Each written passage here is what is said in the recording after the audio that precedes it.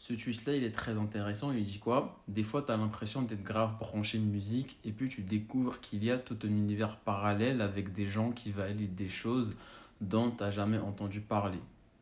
En fait, ce tweet, il est intéressant parce que il ramène en fait le sujet de mainstream et underground. C'est-à-dire, c'est quoi la différence entre les deux? Mainstream, c'est écouté par la masse. Donc, c'est des sons qui sont sensibles à l'oreille d'un large public. Et tout ce qui est underground, ça demande en fait une réflexion ou une concentration pour pouvoir capter l'énergie et le mood de l'artiste en question. Est-ce que ça veut dire que l'underground, c'est pas ouf? Est-ce que les artistes sous-cotés sont nuls? Non, ils ne sont pas nuls. C'est juste que la musique ou l'énergie qu'ils transmettent ne parle pas à tout le monde.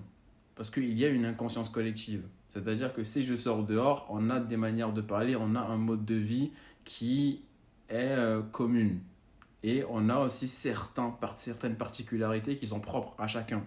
Donc ces traits qui sont communs, vu qu'on les retrouve très facilement dans notre vie sociale, on peut le retrouver aussi dans la musique.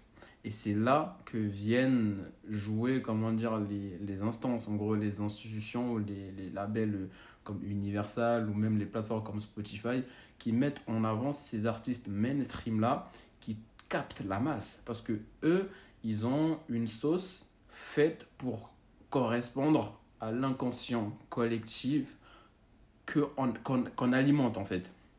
Donc c'est-à-dire que l'artiste sous-côté, lui, il casse les codes. C'est-à-dire qu'il ne fait pas sa musique en fonction du public, il ne fait pas sa musique en fonction de la réalité qu'on voit, la réalité commune. Je ne sais pas si vous voyez comment dire, la réflexion. C'est-à-dire que là, elle dit que ouais, on découvre un univers parallèle des gens qui valident des choses dont on n'a jamais entendu parler. C'est parce qu'il y a énormément de musique. Quand on prend Spotify, déjà, il y a environ quoi, plus de 10 millions de personnes qui ont déjà posté un son, voire 8 millions ou 7 millions qui postent régulièrement.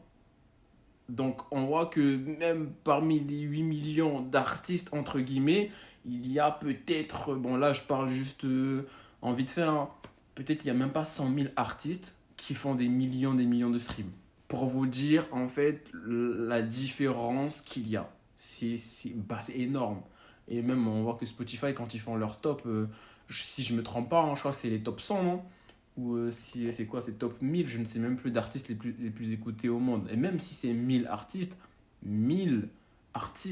sur 100 000, enfin, sur, comment